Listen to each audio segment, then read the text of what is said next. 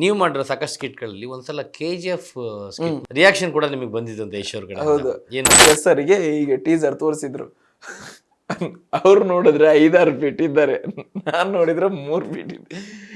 ನಂದು ಯಾರೇ ಕ್ಯಾರೆಕ್ಟರ್ ಮಾಡಿದ್ರು, ಬಟ್ ರಾಕೇಶ್ ಬಂದಾಗ ರಾಕೇಶ್ ಎಷ್ಟು ಸಲ ಮಾಡಿದ್ರು ಅದು ನೋಡಕ್ಕೆ ಒಂಥರ ಖುಷಿ ಆಗುತ್ತೆ ಅಂತ. ಸೊ ಅದರೆಲ್ಲ ಕಾಮೆಂಟ್ ಎಲ್ಲ ಕೊಟ್ಟಾಗ ನಮಗೂ ಖುಷಿ ಆಗುತ್ತೆ. ಇವರು ಇದು ನಾನ ಅಂತ ಕೇಳಿದ್ ನಕ್ಕೊಂಡು ಹೇಳ್ತಿದ್ದೆ, ಇದು ನಾನು ಯಾವಾಗ ಇಷ್ಟು ಗಿಡ್ಡ ಅದೇ ಹಂಗೆ ಎಲ್ಲ ಹೇಳಿದ್ರು. 11 ಸಲ ಮಾಡಿದ್ದೀನಿ ಸ್ಪೂಫಲ್ಲಿ. ಎಷ್ಟು ನಾನೇ ಒಬ್ಬ ಒಂದು ಜಡ್ಜಸ್ ಇದ್ದ. ಅರ್ಜುನ್ ಸರಿಗೆ ಡೂಪ್ ಹಾಕ್ಬೇಕು ಅಂದ್ರೆ ನೀವೇ ಕಾಣಿಸ್ಕೊಂತೀರಾ ಸ್ಟೇಜ್ ಮೇಲೆ. ಕಷ್ಟಪಟ್ಟು ತಗೊಂಡಿರೋ ಚಿನ್ನನ ಕಡಿಮೆ ಬೆಲೆಗೆ ಮಾರೋಕ್ಕಾಗತ್ತಾ? ಒಳ್ಳೆ ಬೆಲೆ ಸಿಗೋ ಕಡೆ ಮಾರ್ಬೇಕು.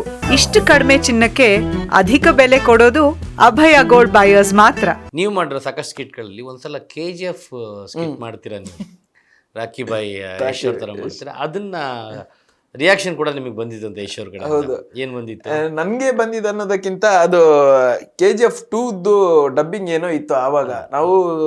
ಅವಾಗ KGF 2 ಟ್ರೈಲರ್ ಬಿಟ್ಟಿದ್ರು, ಟ್ರೈಲರ್ ರಿಲೀಸ್ ಆಗಿತ್ತು. ಬಟ್ ಆ ಟೈಮಲ್ಲಿ ನಾವು ಅದನ್ನೇ ಒಂಥರ ಎಕ್ಸ್ಟ್ರಾ ಕಾನ್ಸೆಪ್ಟ್ ಎಲ್ಲ ಇದ್ ಮಾಡಿ ನಾನು ಎಷ್ಟು ಕ್ಯಾರೆಕ್ಟರ್ ನಂಗೆ ಕೊಟ್ಟಿದ್ರು. ನಂಗೆ ಒಂಥರ ಭಯ ಇತ್ತು, ಇದು ಏನಾದ್ರು ಅವ್ರ ಫ್ಯಾನ್ಸ್ ನೋಡಿದ್ರೆ ಅಥವಾ ಯಾವ ತರ ಎಕ್ಸೆಪ್ಟ್ ಮಾಡ್ತಾರೆ ಅಂತ. ಬಟ್ ಚೆನ್ನಾಗಿ ಎಕ್ಸೆಪ್ಟ್ ಮಾಡಿದ್ರು. ಸೊ ತುಂಬಾ ಒಳ್ಳೊಳ್ಳೆ ಮೆಸೇಜ್ ಕಾಲ್ಸ್ ಎಲ್ಲ ಬರ್ತಾ ಇತ್ತು, ಈ ತರ ಅಂತ ತುಂಬಾ ಚೆನ್ನಾಗಿ ಮಾಡಿದಿರಿ, ಹಿಂಗೆ ಅಂತ. ಅದಾದ್ಮೇಲೆ ನಮ್ GJ ಅಣ್ಣ ಅದ್ರಲ್ಲಿ ಆಕ್ಟ್ ಮಾಡಿದ್ರು KGF ಅಲ್ಲಿ. ಸೊ KGF ಅಲ್ಲಿ GJ ಅಣ್ಣ ಮತ್ತೆ ದಿವ್ಯ ಅಕ್ಕ ಅವರು ಡಬ್ಬಿಂಗ್ ಹೋಗಿದ್ದಾಗ ಸರಿಗೆ ಈಗ ಟೀಸರ್ ತೋರಿಸಿದ್ರು. ಅವ್ರು ನೋಡಿದ್ರೆ 5-6 ಫೀಟ್ ಇದ್ದಾರೆ, ನಾನ್ ನೋಡಿದ್ರೆ 3 ಫೀಟ್ ಇದೆ. ಇವರು ಇದು ನಾನ ಅಂತ ಕೇಳಿದ್ ನಕ್ಕೊಂಡು ಹೇಳ್ತಿದ್ದೆ, ಇದು ನಾನು ಯಾವಾಗ ಇಷ್ಟು ಗಿಡ್ಡ ಅದೇ ಹಂಗೆ ಎಲ್ಲ ಹೇಳಿದ್ರಂತೆ. ಸೊ ಬಟ್ ಪರವಾಗಿಲ್ಲ, ಅದ್ರಲ್ಲಿ ನೋಡಿದ್ರೆ ನಂದೇ ಪರಿಚಯ ನನ್ಗೆ ಸಿಗಲ್ಲ. ಇಷ್ಟು ದಾಡಿ ಇರುತ್ತೆ, ಇಷ್ಟು ಸಣ್ಣ ಮುಖ, ಅದ್ರಲ್ಲಿ ಇಷ್ಟು ದಾಡಿ, ಇಷ್ಟು ವಿಗ್ಗು, ಇಷ್ಟು ಕನ್ನಡಕ್ಕೆಲ್ಲ ಬಂದ. ಸೊ ಅದು ಖುಷಿ ಆಯ್ತು. ಸೊ ಆತರ ಸ್ಪೂಫ್ ಅಲ್ಲಿ ಅದಾದ್ಮೇಲೆ ಅರ್ಜುನ್ ಜನ್ಯ ಸರ್ ಎಲ್ಲೋದ್ರು. ಅರ್ಜುನ್ ಜನ್ಯ ಅವ್ರದ್ದು ಸಾಕಷ್ಟು ಬಾರಿ ಮಾಡ್ಬಿಟ್ಟಿದ್ದೀರಾ. 11 ಸಲ ಮಾಡಿದ್ದೀನಿ ಸ್ಪೂಫ್ ಅಲ್ಲಿ. ಎಷ್ಟು ನಾನೇ ಒಬ್ಬ ಒಂದು ಜಡ್ಜಸ್ ಇದ್ದ. ಅರ್ಜುನ್ ಸರಿಗೆ ಡೂಪ್ ಹಾಕ್ಬೇಕು ಅಂದ್ರೆ ನೀವೇ ಕಾಣಿಸ್ಕೊಂತೀರಾ ಸ್ಟೇಜ್ ಮೇಲೆ.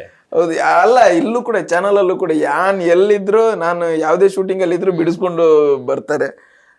ಸೊ ನನ್ಗೂ ಖುಷಿ ಆಗುತ್ತೆ. ಮತ್ತೊಂದು ಭಯ ಇರುತ್ತೆ, ಹೊಸತ್ ಏನ್ ಮಾಡ್ಲಿ ಮಾಡೋದು ಬಂದಲ್ಲೇ ಆಕ್ಟ್ ಮಾಡೋದು ದೊಡ್ಡ ವಿಷಯ ಅಲ್ಲ. 10 ಸಲ ಮಾಡಿದ್ದೀನಲ್ವ, ಅದಕ್ಕಿಂತ ಒಂದ್ ಸ್ಟೆಪ್ ಜಾಸ್ತಿಯೇ ಮಾಡ್ಬೇಕು, ಬಿಟ್ರೆ ಕಡಿಮೆ ಮಾಡೋ ಆಗಿಲ್ಲ.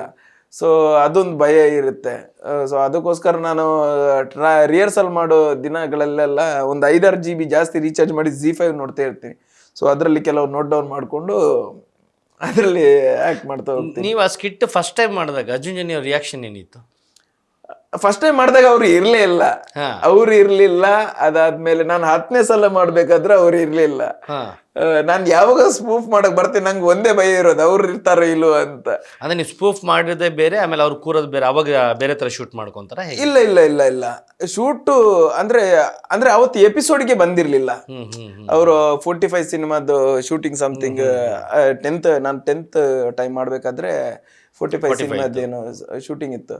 ಸೊ ಆವಾಗ ನಾನು ಇಲ್ಲೆಲ್ಲ 45 ಎಲ್ಲ ಬಡ್ಕೊಂಡು ಬಂದಿದ್ದೆ. ಅರ್ಧ ಪ್ರಮೋಷನ್ ಮಾಡಿಬಿಟ್ಟಿದ್ದೆ ನಾನು. ಅದೇ ಲಾಸ್ಟ್ ಟೈಮ್ ಕೂಡ ಅದೇ 45 ಬರ್ಕೊಂಡು ಬಂದಿದ್ದೆ.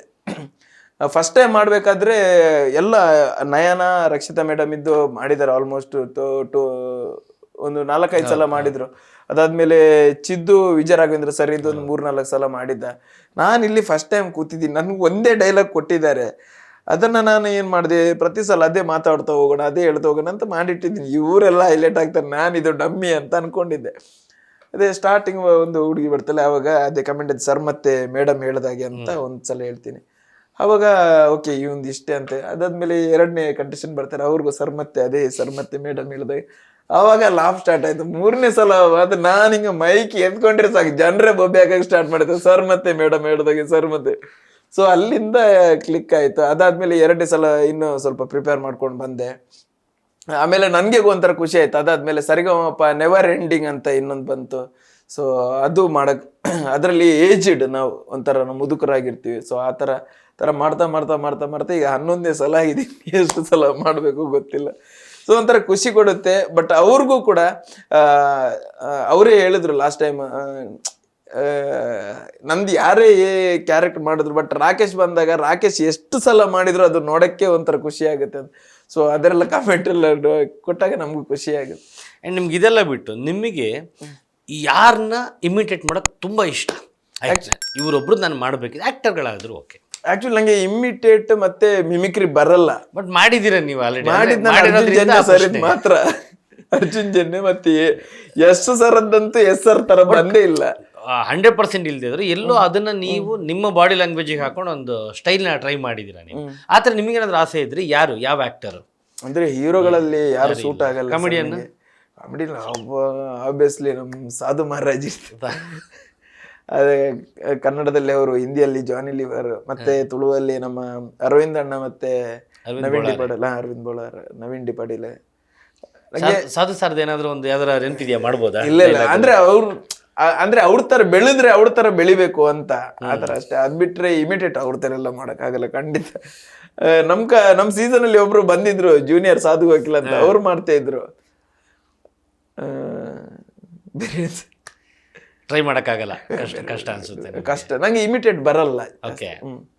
ಅಂಡ್ ಇಲ್ಲಿಂದ ನೀವು ಏನೊಂದು ಈ ಡ್ರಾಮಾ ಜೂನಿಯರ್ಸು, ಸಾರಿ ಏನಿದು ಕಾಮಿಡಿ ಕಿಲಾಡಿಗಳೆಲ್ಲ ಮಾಡ್ಬೇಕಾರೆ ಇಲ್ಲಿಂದ ನಿಮ್ಗೆ ಸಿನಿಮಾಗಳು ಅವಕಾಶ ಸಿಗುತ್ತೆ ಕನ್ನಡ ಇಂಡಸ್ಟ್ರಿ? ಖಂಡಿತ. ಯಾವುದು ಮೊದಲನೇ ಸಿನಿಮಾ ನಿಮಗೆ ಸಿಗುತ್ತೆ? ಫಸ್ಟ್ ನಾನು ಮಾಡಿದ್ದು ಬಹುಕೃತ ವೇಷಮ್ ಅಂತ ಇದೆ. ಬಿಗ್ ಬಾಸ್ ವೈಷ್ಣವಿ ಅವರು ಇದ್ರಲ್ವಾ, ಸೊ ಅವ್ರು ಹೀರೋಯಿನ್ ಆಗಿ ಮಾಡಿದ್ರು. ಮತ್ತೆ ಶಶಿಕಾಂತ್ ಸರ್ ಅವ್ರು ಹೀರೋ ಆಗಿ ಮಾಡಿದ್ರು. ಅದಾದ್ಮೇಲೆ ಅಭೇದ್ಯಂ ಅಂತ ಮಾಡಿದೆ ವಿಜಯ ರಾಘವೇಂದ್ರ ಸರ್ ಜೊತೆ. ಆಮೇಲೆ ಚಂದನ್ ಶೆಟ್ಟಿ ಅವ್ರ ಜೊತೆ ಮಾಡಿದೆ. ಆಮೇಲೆ ಸ್ಪೂಕಿ ಕಾಲೇಜ್ ಅಂತ ಮಾಡಿದೆ. ಅದಾದ್ಮೇಲೆ ನಿಮ್ಮೆಲ್ಲರ ಆಶೀರ್ವಾದ ಅಂತ ಮಾಡಿದೆ. ಸೊ ಇವಾಗ ಅಥಣಿ ಅಂತ ಒಂದು ನಡೀತಿದೆ. ಅದು ಬಿಟ್ರೆ ನೆನಪಿಗೆ ಬರ್ತಾ ಇಲ್ಲ. ಅದಾದ್ಮೇಲೆ ತರಂಗ್ ಅಂತರಂಗ್ ಆಗಿದೆ, ಒಂದು 15+ ತನಕ ಆಗಿದೆ. ಯಾವ ಹೀರೋ ಜೊತೆ ನಿಮಗೆ ಆಕ್ಟ್ ಮಾಡಕ್ ಇಷ್ಟ? ಅಂದ್ರೆ ಒಬ್ಬ ಸೆಲೆಬ್ರಿಟಿ ಜೊತೆ ನಾನು ಒಂದು ಫ್ರೇಮಲ್ಲಿ ಆದ್ರೂ ಇರಬೇಕು, ಮಾಡಬೇಕು ಅಂತ. ಒಂದು ಹೆಸರು 2 ಹೆಸರು ಇಲ್ಲ ಸರ್. ಎಷ್ಟು ನೀವು 10 ಇದ್ರೆ 10 ಹೇಳ್ಬೋದು ಅಂದ್ರೆ ನಂಬರ್ 1, 2 ಇಂದ ನಾನು ಕೌಂಟ್ ಮಾಡ್ತೀನಿ. ನಂಬರ್ 1 ಆಬ್ವಿಯಸ್ಲಿ ಎಲ್ರಿಗೂ ನಾನು ಹೇಳಿದಾಗ ಸ್ಟಾರ್ಟಿಂಗ್ ನೀವು ಕ್ವಶನ್ ಸ್ಟಾರ್ಟ್ ಮಾಡಿದ್ದು, ನನ್ನ ಇಂಟರ್ವ್ಯೂ ಸ್ಟಾರ್ಟ್ ಮಾಡಿದ್ದೆ. ಸೊ ಅವ್ರ ಸಿನಿಮಾದಲ್ಲಿ ಕಾಣಿಸ್ಬೇಕಂತ ತುಂಬಾ ಅಂದ್ರೆ ತುಂಬಾ ಆಸೆ. ಡಿ ಬಾಸ್ ಜೊತೆ ಎಲ್ರಿಗೂ ಇರೋ ಆಸೆನೇ ಅದು. ಸೊ ಅದ್ರಲ್ಲಿ ನಾನು ಒಬ್ಬ. ಸೊ ನಾನು ಮುಂಚೂಣಿಯಲ್ಲಿ ನಿಲ್ತೀನಿ ಅಂತ ಇಷ್ಟಪಡ್ತೀನಿ. ಸೊ ಅವ್ರ ಜೊತೆ ಆಕ್ಟ್ ಮಾಡಕ್ಕೆ ಈಗ ಎಷ್ಟೋ ಜನ ಹೇಳ್ತಾರೆ, ಎಷ್ಟೋ ಸಿನಿಮಾದಲ್ಲಿ ದೊಡ್ಡ ಕ್ಯಾರೆಕ್ಟರ್ ಮಾಡೋದಕ್ಕಿಂತ ಡಿ ಬಾಸ್ ಸಿನಿಮಾದಲ್ಲಿ ಬಂದು ಕಾಣಿಸ್ಕೊಂಡ್ರೆ ಸಾಕು, ಅಲ್ಲಿ ಮನುಷ್ಯ ರೆಕಗ್ನೈಸ್ ಆದ. ಆಲ್ಮೋಸ್ಟ್ ಎಲ್ಲರೂ ನೋಡ್ತಾರೆ ನಿಮಗೆ ಸಿನಿಮಾ. ಸೊ ಅದರಿಂದ ನಿಮ್ಗೊಂದು ಒಳ್ಳೆ ರೀಚ್ ಸಿಗುತ್ತೆ ಅಂತ. ಸೊ ಬಟ್ ಯಾವುದು ಆಫರ್ ಬಂದಿಲ್ಲ ಇದುವರೆಗೂ? ಇಲ್ಲ, ಇಷ್ಟರವರೆಗೆ ಬಂದಿಲ್ಲ. ಓಕೆ. ಇನ್ನೊಂದೆರಡು ಹೆಸರು ಹೇಳ್ತೀನಿ ಅಂತ. ಆಬ್ವಿಯಸ್ಲಿ ಸುದೀಪ್ ಸರ್ ಮತ್ತೆ ಎಸ್ ಸರ್. ಓಕೆ. ಟಾಪ್ 3 ಯಾವ್ದು ಸಿಗುತ್ತೋ ಗೊತ್ತಿಲ್ಲ ಇನ್ನು. ದೇವ್ರು ಇಷ್ಟೆಲ್ಲ ಮಾಡಿದರೆ ಕೊಡ್ತಾರೆ. ಓಕೆ. ಅಂಡ್ ಕಾಮಿಡಿಯನ್ನು ಹೊರತುಪಡಿಸಿ ರಾಕೇಶಿಗೆ ಬೇರೆ ಯಾವ ತರ ಪಾತ್ರ ಮಾಡಕ್ಕೆ ಇಷ್ಟ? ಕಾಮಿಡಿ ಆಕ್ಚುಲಿ ನಾನು ಆಕ್ಟಿಂಗ್ ಮಾಡ್ತೀನಿ ಅಂತಾನೆ ನಂಗೆ ಗೊತ್ತಿರಲಿಲ್ಲ. ಅದ್ರ ಮೇಲೂ ಕಾಮಿಡಿಯನ್ ಮಾಡ್ತೀನಿ ಅಂತ ನಂಗೆ ಗೊತ್ತೇ ಇರಲಿಲ್ಲ. ಇಲ್ಲಿಗೆ ಬಂದಿದ್ದೀನಿ. ಸೊ ಫಸ್ಟ್ ನಾನು ಇವಾಗ ಯಾವುದಕ್ಕೆ ಇಷ್ಟಪಡಲ್ಲ. ಯಾಕಂತ ಹೇಳಿದ್ರೆ ನಾನು ಫಸ್ಟ್ ಕಾಮಿಡಿಯನ್ ಆಗಿ ಈಗ ಜಸ್ಟ್ ಸ್ಟಾರ್ಟ್ ಮಾಡ್ತಿದ್ದೀನಿ ಅಷ್ಟೇ. ಸೊ ಇಲ್ಲಿ ಕರೆಕ್ಟಾಗಿ ಕೂತ್ಕೋಬೇಕು. ನಾನು ಇಲ್ಲಿ ಕರೆಕ್ಟಾಗಿ ಕೂತು ಓಕೆ ಈ ಥರ ಆರ್ಟಿಸ್ಟ್ ಇದ್ದಾನೆ, ಒಂದು ಮಟ್ಟಕ್ಕೆ ಬೆಳೆದ ನಂತರ ನಾನು ಅದ್ರ ಮೇಲೆ ಥಿಂಕ್ ಮಾಡ್ಬೋದು. ಓಕೆ ನಾನು ಇಷ್ಟೆಲ್ಲ ಮಾಡೇ ಇನ್ನು ಹೊಸತೇನಾದ್ರು ಟ್ರೈ ಮಾಡೋಣ ಅನ್ನೋದಾದ್ರೆ ನೆಗೆಟಿವ್ ನಂಗೆ ಇಷ್ಟ. ಆ್ಯಕ್ಚುಲಿ ನನಗೆ ಕ್ಯಾರೆಕ್ಟರ್ ಎಲ್ಲ ನೆಗೆಟಿವ್ ಇಷ್ಟ. ಬಟ್ ಏನಪ್ಪ ಅಂತ ಹೇಳಿದ್ರೆ ನನ್ನ ಹೈಟಿಗೆ ವಿಲನ್ ಅಂದರೆ ನಾನು ವಿಲನ್ ಮಾಡಕ್ ಹೋದ್ರೆ ಅದು ಕಾಮಿಡಿ ವಿಲನ್ ಆಗ್ಬೋದು.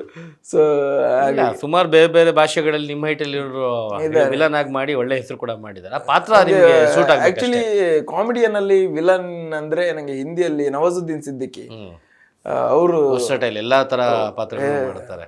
ಸೂಪರ್. Beat plus Karnataka.